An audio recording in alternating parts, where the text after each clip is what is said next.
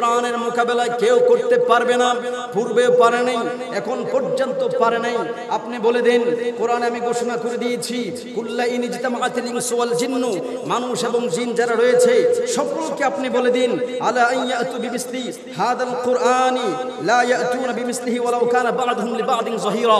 হুজুর আপনি তাদেরকে বলে দিন যে কোরআনে কারীম আমি দিয়েছি, সে কোরআনে কারীমের মোকাবেলা তারা করতে, তারা যদি সারা জীবন চেষ্টা করে এই কোরআনের মতো একটা কোরআন তারা কোনোদিন বানাইতে পারবে না। জোরে বলুন সুবহানাল্লাহ। কারণ এই কোরআন হেফাজতকারী কে? আল্লাহ। জোরে বলুন, এই কোরআন হেফাজতকারী কে? আল্লাহ বলেছেন, ইন্না নাহনু নাযালনা যিকরা ওয়া ইন্না লাহু লাহাফিজুন। এই কোরআন কোনো মানুষ লেখে নাই, এই কোরআন কোনো মানুষের পক্ষ থেকে হয় নাই, এই কোরআন আমি আল্লাহর পক্ষ থেকে, আমি আল্লাহ এই কোরআনের হেফাজতকারী। জোরে বলুন না সুবহানাল্লাহ। ইমাম জালালউদ্দিন সুয়ুতি এই আয়াতের ব্যাখ্যায় খাসাইসুল কুবরার মধ্যে তিনি মুত্তাসিল সনদে উল্লেখ করেছেন। হুজুর বলছেন, খলিফা মামুনুর রশিদের দরবারে একটি ঘটনা এই আয়াতের সাথে মিলে যায়। কোরআনের হেফাজতকারী আল্লাহ, কোরআনের রক্ষক আল্লাহ। এই কোরআনকে যতই মানুষ যেইভাবে অপমান করুক না কেন, মানুষ শেষ হয়ে যাবে, মানুষ ধ্বংস হয়ে যাবে, কিন্তু কোরআন যেমনই ছিল তেমনই থাকবে। এই কোরআনের ব্যাখ্যায়, হুজুর আয়াতে কারিমের ব্যাখ্যায় খলিফা মামুনুর রশিদের দরবারে বিভিন্ন পণ্ডিতগণ একত্রিত হয়ে তারা বক্তব্য দিত। তারা সেখানে মধ্যে প্রাঞ্জল ভাষায়, কোরআন যেমন প্রাঞ্জল ভাষায়, আল্লাহর সুন্দর সাবলীল ভাষায় যেভাবে কোরআনের কারীম উল্লেখ করেছেন, তারা সেইভাবে বক্তব্য দিত। খলিফা মামুনুর রশিদের দরবারে একজন ইহুদি পাদ্রী সেখানে মধ্যে এসে উপস্থিত হয়ে গেল। তিনি এমন ভাবে বক্তব্য উপস্থাপন করছেন, তার আবায়া, তার জুব্বা, তার সব কিছু দেখে মুসলমান মন হয়েছে। কিন্তু খলিফা মামুনুর রশিদ তার এই বক্তব্যের শেষে ধরে ফেললেন যে আপনি তো মনে হয় ইহুদির পণ্ডিত, আপনি যদি মুসলমান না হন তাহলে আমি আপনাকে কতল করব। বলছে, আমি ভেবে চিন্তে দেখি আমি কি করতে পারি। সেখান থেকে তিনি বের হয়ে গেলেন।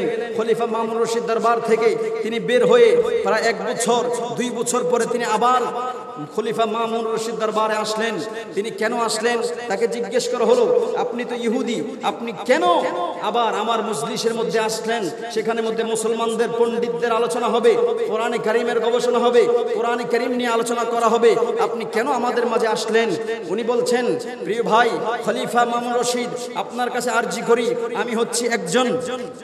আমি একজন হস্ত লেখা বিশারদ, আমি কোরআনে কারীম হস্ত লিখেছি।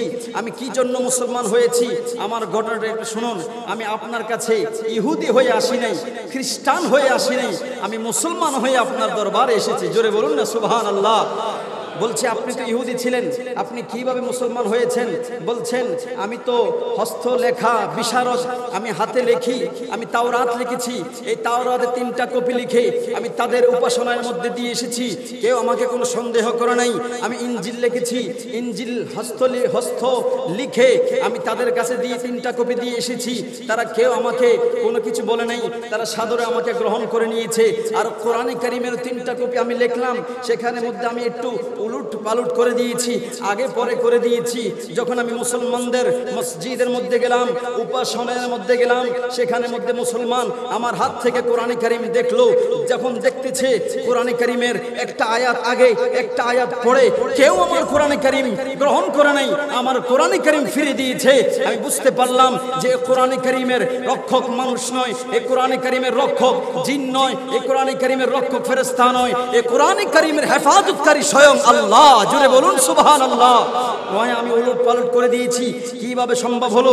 দেখুন কোরআনে কারীমে আমি যখন এই ঘটনা আমার মধ্যে ঘটে গেল, আমি হজে যাচ্ছিলাম, সে সময়ের মধ্যে একজন প্রখ্যাত আলেম আল্লামা হযরত সুফিয়ান ইবনে ওয়াইনা তার সাথে সাক্ষাৎ হয়ে গেল। আমি জিজ্ঞেস করলাম, হুজুর কোরআনে কারীম, আল্লাহ কোরআনে কারীমকে চ্যালেঞ্জ দিয়েছেন, অন্যান্য কিতাবকে কি আল্লাহ চ্যালেঞ্জ দিয়েছেন? এই কথা কি কোথাও আছে? হুজুর বলছেন, এই কোরআনের মধ্যে আছে।